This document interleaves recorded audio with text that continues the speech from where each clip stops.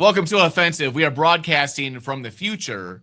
We're going to tell you all the changes the Packers made to the roster to make it to the Super Bowl. In 2026, these are the top 5 things the Packers will do, should do in 2026 to make them Super Bowl contenders. This is what happened, guys. So let's jump into it real quick. All right, let's go to the very first slide, which is number 1, cut the dead weight. Everyone's talking about it. We don't got to get into it too much. We all know Rashawn Gary's stealing money.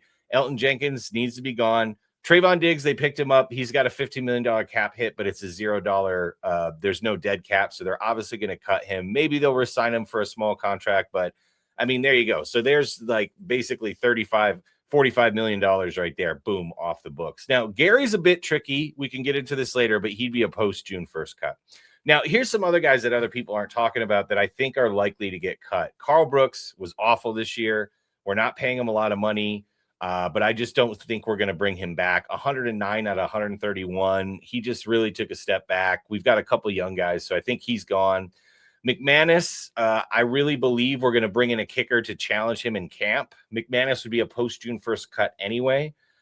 He signed a 3-year contract, but if we cut him this year, it basically costs us $1 million and we're done. So I could see McManus being in a kicker battle and potentially losing that battle. So he's a likely to be cut personally for me. And then Carrington Valentine, who 55 out of 113 isn't bad considering that we didn't really expect Carrington to be our starting cornerback. But this is his last year of his contract. I just think we need to bring in some new blood, and I'd rather save that $3.5-4 million for somebody else. So I think he's likely to be cut. Some other guys, and I'll see how you feel about this, Doug. Keyshawn Nixon, he's costing us $7 million. We could save $5 million if we cut him before June 1st if we want to sign another cornerback, right? Or here's another one, kind of unlikely, Aaron Banks. We could save $18 million if we cut him in camp. So I think he's definitely not getting cut before June 1st. But if we cut him this year, then we got to pay him. We have a $10 million cap hit next year, and then I think a $6 million cap hit the year after that. So that's actually a good amount of money we're paying him not to play. I think it's unlikely, but for some reason, if we just don't want to pay him all that money and he's terrible, he could be cut probably in training camp. So, but again, there's $60+ million for the Packers to play with here.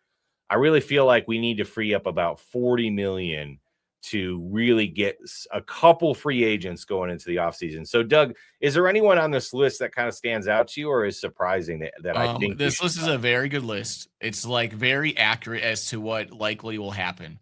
My personal opinion is they should cut the hell out of all of them and they should all be gone because yeah, they might think like, oh, the month they're getting paid's worth it. Dude, it's like when you have so many players on the team that are playing bad, have the wrong attitude, won't tackle. Like, I don't want that around. I don't want that. I don't want that performance around. I want new blood. I want new people. I need cornerbacks that can actually cover people. I mean, that's kind of your job.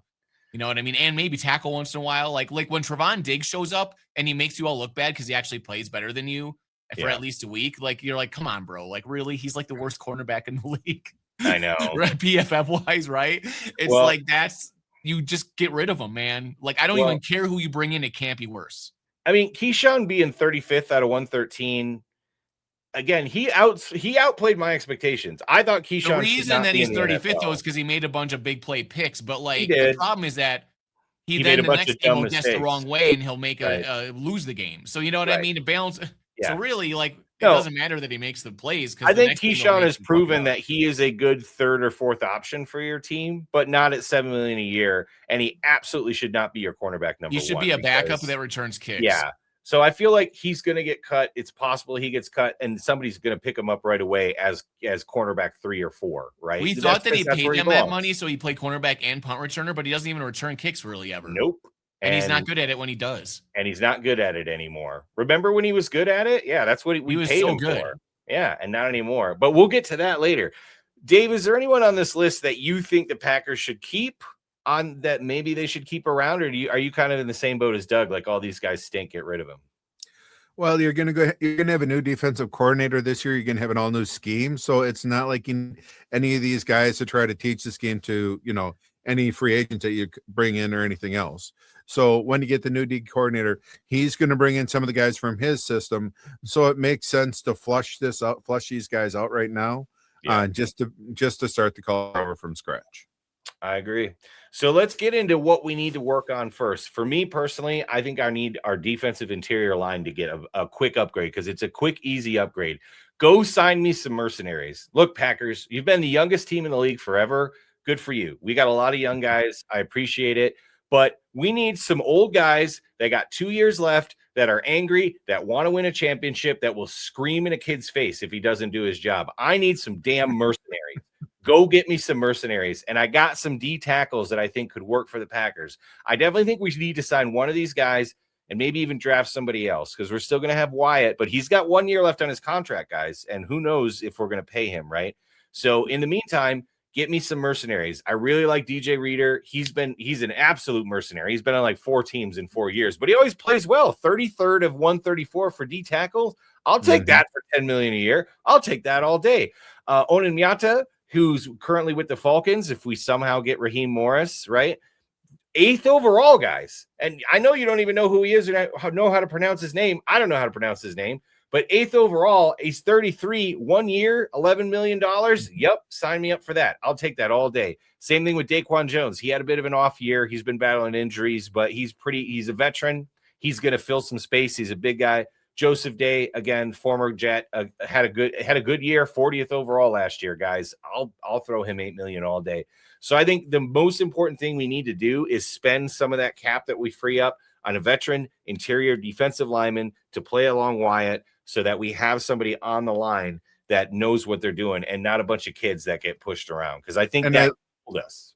I love that idea, but the Bears with Grady Jarrett. True, and it didn't work out. But you guys still had a good season. And imagine if you didn't have Grady Jarrett and you were playing somebody worse than him. You way overpaid him. I get it. But, like, that's what I'm saying, Dave. I want to overpay an old guy who might suck. I want to. Let me do it. Let me overpay an old guy that might suck because I'm tired of these guys that we draft that just are awful. I mean, Colby Wooden didn't take a step up. Brooks didn't take a step up. We need a veteran on that defensive line. We really need it. I like this range you have where the guys from 6 to 12 million. If you can get them for a year, I think every one of these would be fantastic. I think they'd all help a lot.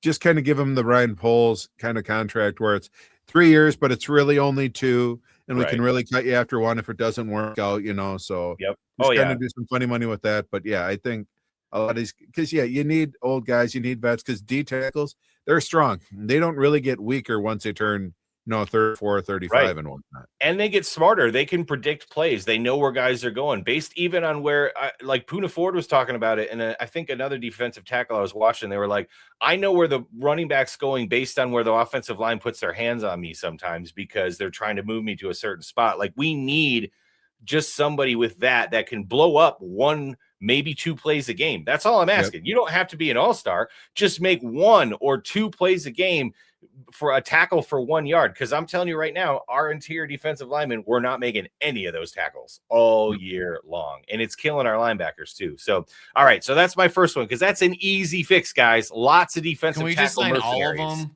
Like sign I don't know if we can say that. I'll take 2, but if you give me 1, I'll be happy. And it's so easy because there's so many of them. Dude, the way that this season went with injuries, we need all those guys on the team. Just can we sign all of them? I mean, we could definitely use a few. So, all right, let's go to the next one, though. So, cornerback. Obviously, we need a cornerback. Now, we're probably going to draft some guys. No doubts there. But if we got a guy like Micah Parsons already, why not go get someone that knows how to play the defense? Again, I hate bringing it back to Raheem Morris or maybe, maybe Jim Leonard coming in, but we have small, terrible tacklers at cornerbacks. There's some guys that are going to hit the market this year that are big physical cornerbacks. Tyreek Woolen is 6'2", Watson 6'1", Newsome 6'2", Just a 6'2". Big physical, push you around corners that'll tackle running backs, that'll get in your face. They're going to be kind of expensive. So that's something the Packers need to consider. This is not like a mercenary D tackle. Like these guys are 26, 27, 29.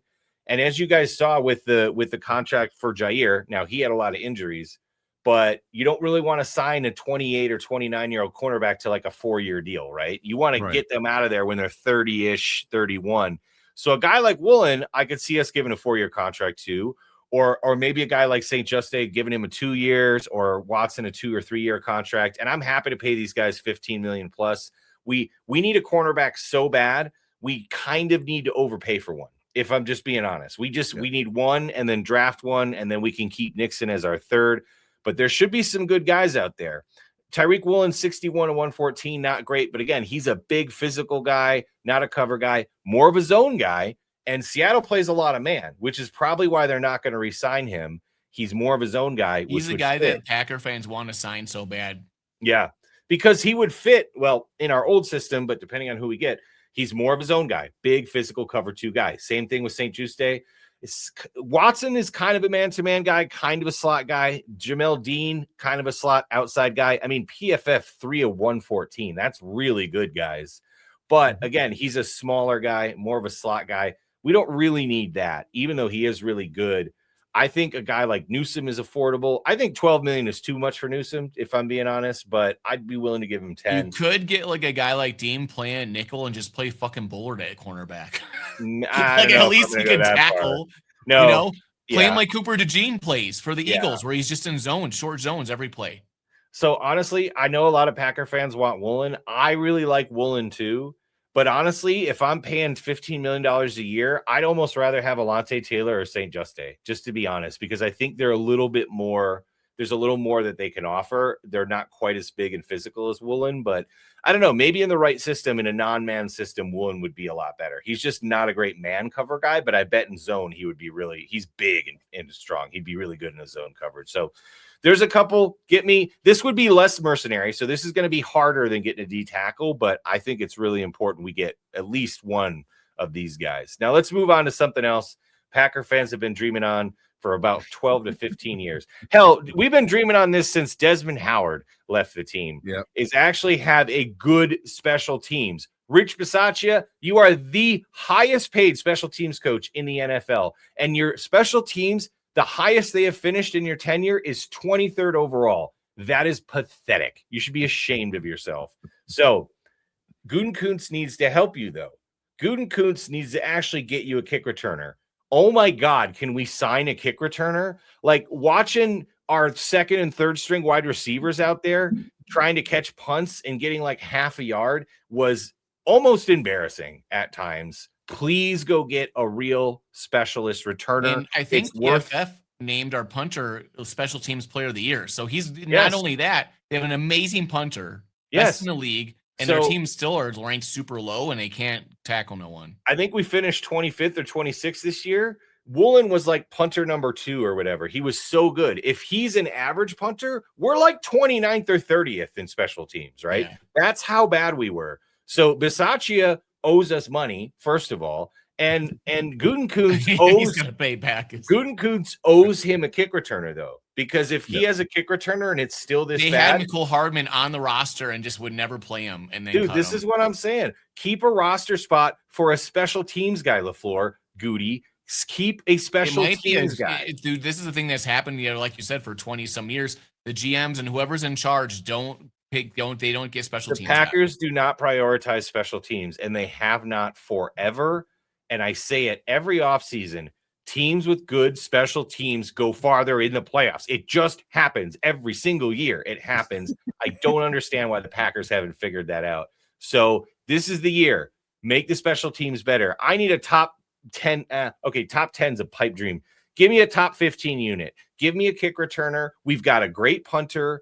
We're going to bring in a kicker to fight with McManus in camp.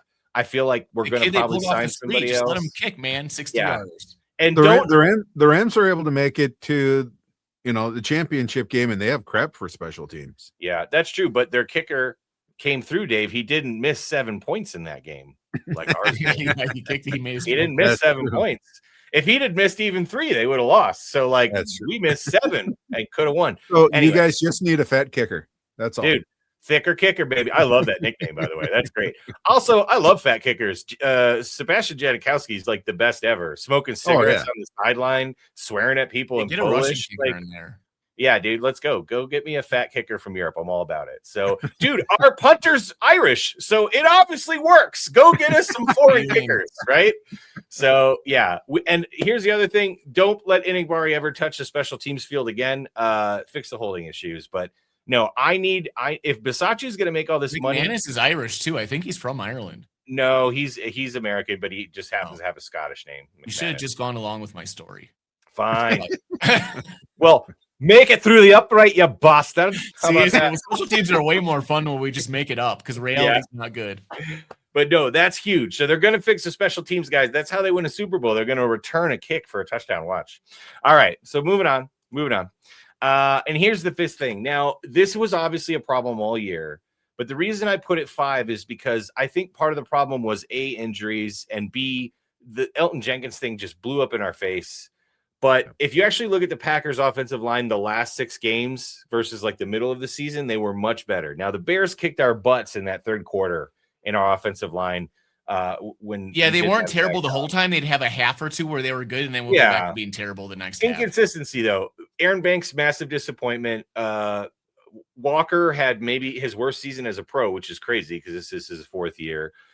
We didn't let Jordan Morgan take over his job. I don't know why, but we will next year.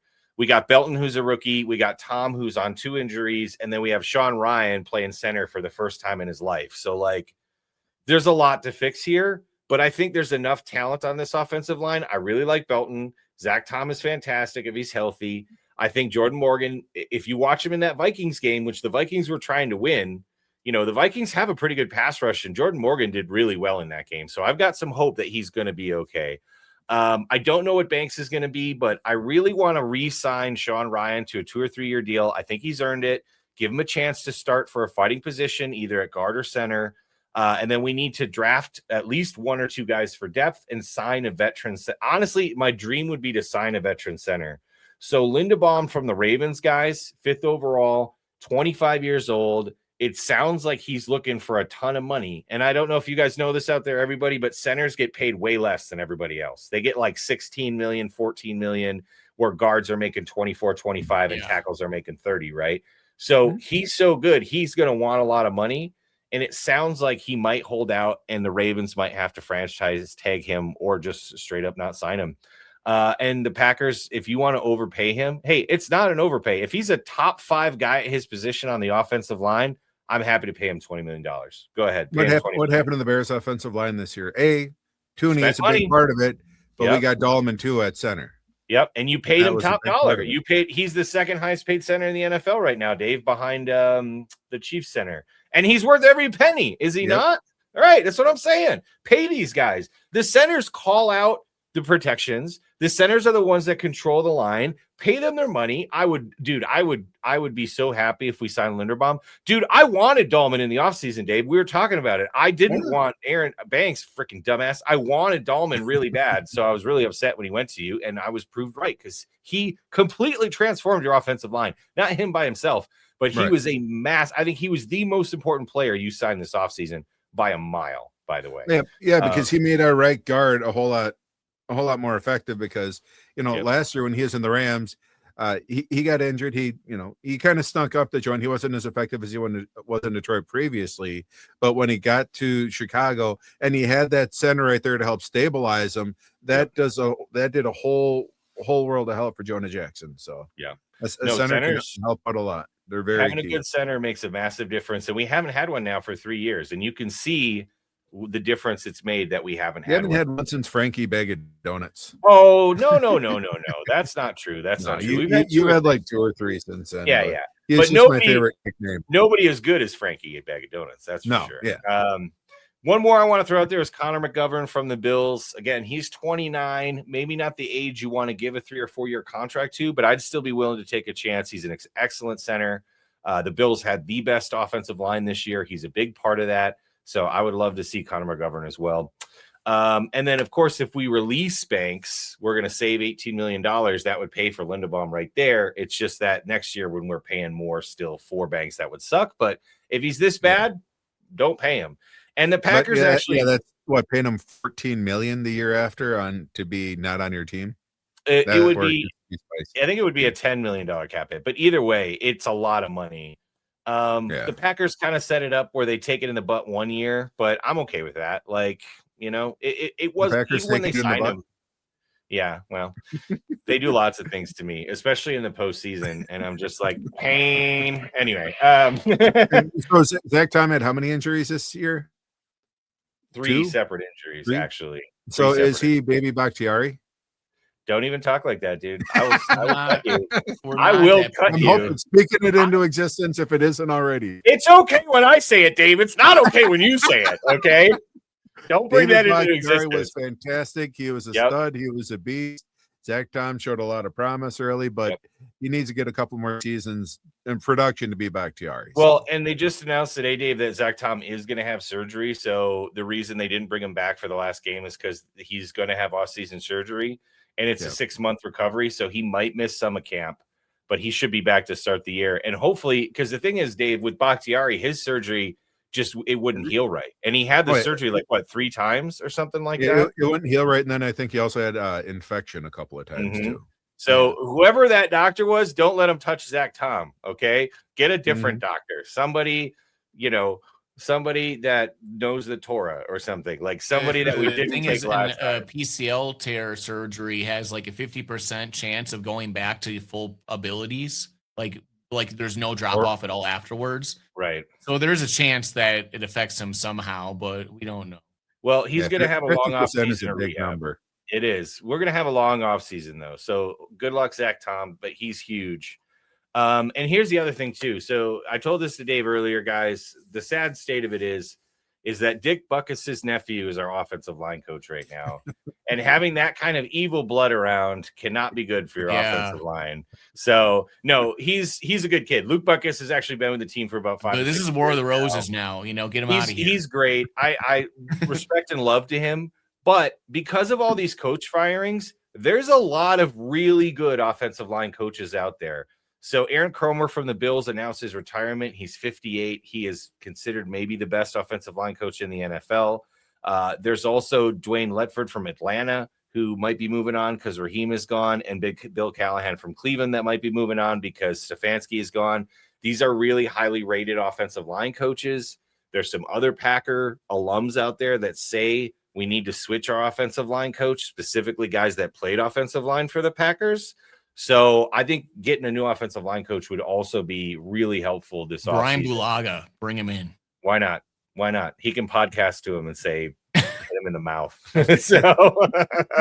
But those are my 5 things, guys, that are going to help the Packers win the Super Bowl next year.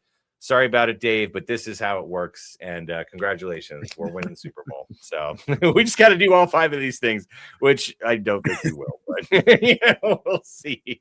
No, all right. It's a solid list. I agree with pretty much all of it. So I can't. Special teams, offensive line, defensive depth. And you need help in the second. We knew secondary was going to be an issue last year. Yeah. So corners, it's.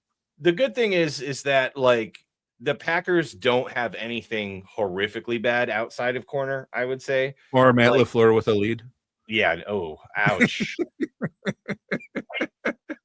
I will tell you. He just wanted to use your lightsaber. I say the same thing all the time, so I can't talk back about that. But hey, guys, we have the lead. Stop tackling. Hey, Caleb Williams in the Iceman in the cold throwing picks all day. Anyway, don't cover guys anymore. We're in the lead now. Oh, I miss talking crap to you after the Bears lost. I'm so sad. I got to miss that. But no, these are my 5 things. So cut the dead weight, get some mercenaries on defensive line, get me a corner. Please make the special teams realistically good, and let's put some love into that offensive line. I think it can be good again. These are things that can all be done. A lot of this is on Goody, and we are going to sign him to a new contract. So putting a lot on you, Goody. I think you can do it, but this is the way to win in the Super Bowl. So thanks for watching, everybody. Go Pack Go.